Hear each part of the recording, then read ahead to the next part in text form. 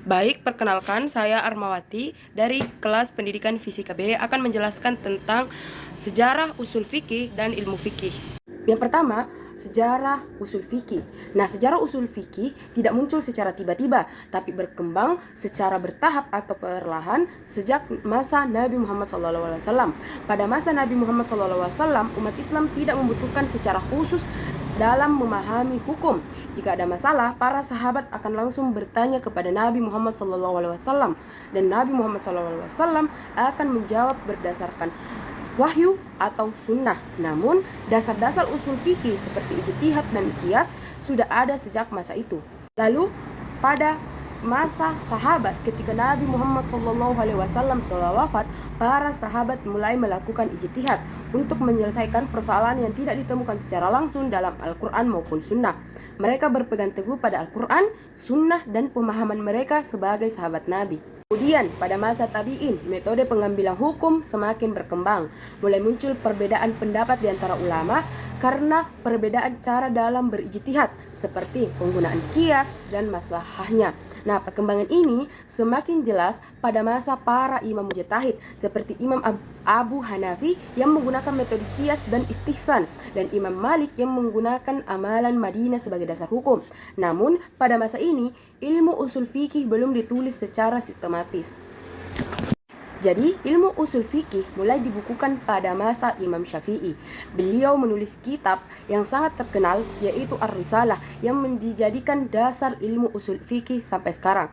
Sejak saat ini, para ulama mulai mengembangkan dan menulis ilmu usul fikih secara lebih berstruktur. Nah, yang kedua adalah sejarah ilmu fikih. Fase pertama adalah fase Nabi Muhammad SAW, di mana Muhammad dilantik menjadi nabi sehingga wafatnya. Nah, pada fase ini terbagi menjadi dua, yaitu fase Mekah dan Madinah, yang dimana Mekah berlangsung selama 13 tahun dan di Madinah selama 10 tahun. Nah, pada fase Mekah dia berfokus kepada akidah. Nah, di fase Madinah berfokus kepada fikih, namun tidak melupakan akidahnya. Nah, disinilah hukum-hukum Islam mulai diterapkan yang bersumber pada Al-Quran dan juga Sunnah. Kalau ada masalah, Rasulullah akan menunggu wahyu, tetapi kalau belum ada wahyu, beliau akan melakukan ijtihad bersama para sahabatnya. Nah, fase yang kedua adalah ketika Nabi Muhammad SAW atau fase para sahabat. Nah, ketika Nabi Muhammad SAW wafat, para sahabat melanjutkan perjuangan beliau, termasuk dalam menetapkan hukum.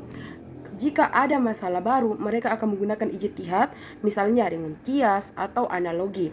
Nah, selain itu, di masa ini juga terjadi pengumpulan Al-Quran atau usul. Umar bin Khattab, Abu Bakar memerintahkan Said bin Thabit untuk mengumpulkan ayat-ayat Al-Quran yang sebelumnya tersebar. Nah, selanjutnya adalah pada masa tabi'in dan muncullah masyhab, di mana masa ini wilayah Islam semakin luas, masalah yang muncul semakin beragam. Akhirnya banyak ulama yang berijtihad dan muncul berbagai mazhab fikih. 4 mazhab yang paling terkenal diantaranya adalah yang pertama, mazhab Hanafi yang terkenal dengan kerasionalnya dan fleksibelnya. Yang kedua adalah mazhab Maliki yang menggabungkan antara hadis dan kemaslahatan. Yang ketiga, mazhab Syafi'i yang sangat sistematik dan sangat kuat dalam metode. Dan yang keempat adalah mazhab Hambali yang sangat berpegang teguh pada hadis.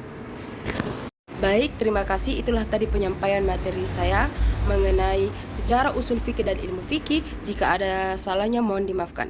Terima kasih.